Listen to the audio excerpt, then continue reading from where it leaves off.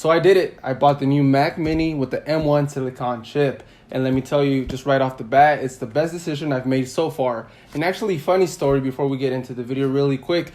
That same day, I was about to buy my first PC.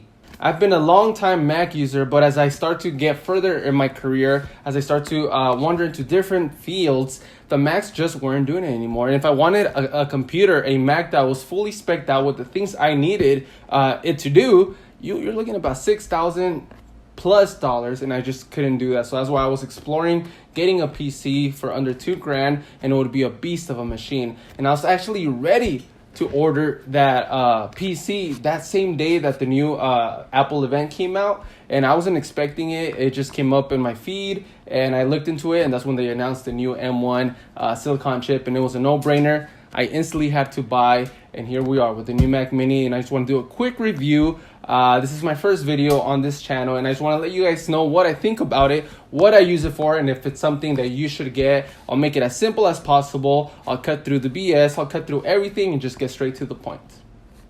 So let's get straight to the details. What's included in the new M1 Mac Mini? I did buy the fully spec'd out version. That means that's 16 gigabytes of RAM, 1 terabyte SSD. But if you really want to talk about specs, it's almost irrelevant with this machine. The architecture of this chip is completely different from any Intel processor, from any other machine that you've ever seen before. It's almost like trying to describe or compare a gas-powered car and a Tesla. Yes, you may have a super fast Porsche, a super fast BMW, a super fast Mercedes, but a Tesla is just built completely different and it's just as powerful. So that's how I like to explain in a simple way.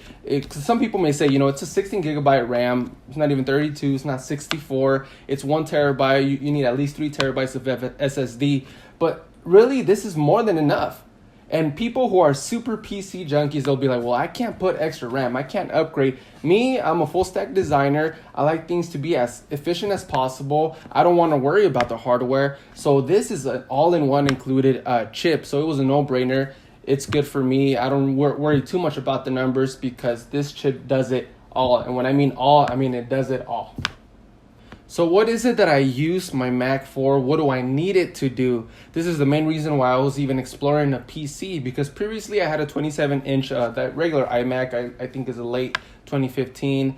And it was good for Adobe, just your basic design apps like Illustrator, like Photoshop. Once you start getting into code, once you start getting into 4K video editing, once you start getting more into development, the software engineering kind of things, it just wasn't doing what I needed it to do. And I'm on my way to become a full stack, just designer, front end, back end. So I needed a machine that was able to do everything, which is why I was exploring a PC, because I could get that for under $2,000.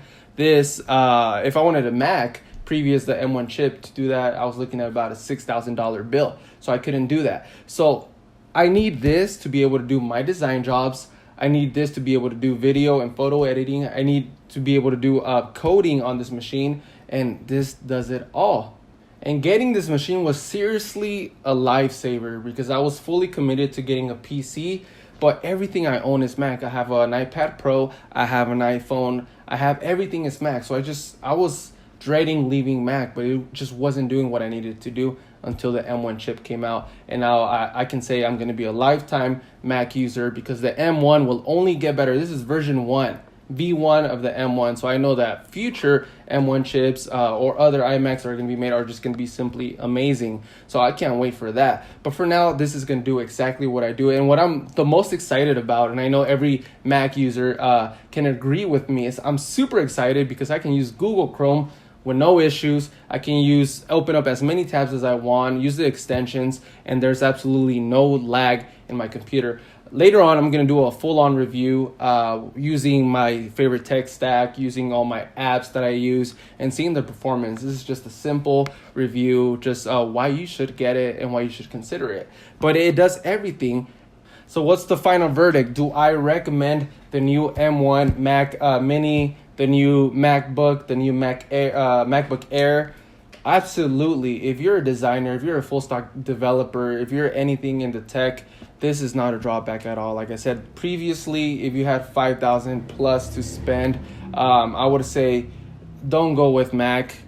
Choose a beast of a PC, but this changes everything. So I cannot recommend it enough. So again, this is my first video, so if it was all over the place, please forgive me. They will get better. I just want to make the best content possible that I would watch myself. So if you're watching this, thank you. Please like, please comment, please subscribe, and stay tuned for the next video. I will try to do as much content as I can. This is something that's very fun for me, and I can't wait to see where this is going to take me. So once again, my name is Christian Morales. Thank you so much. This is Zion Technology.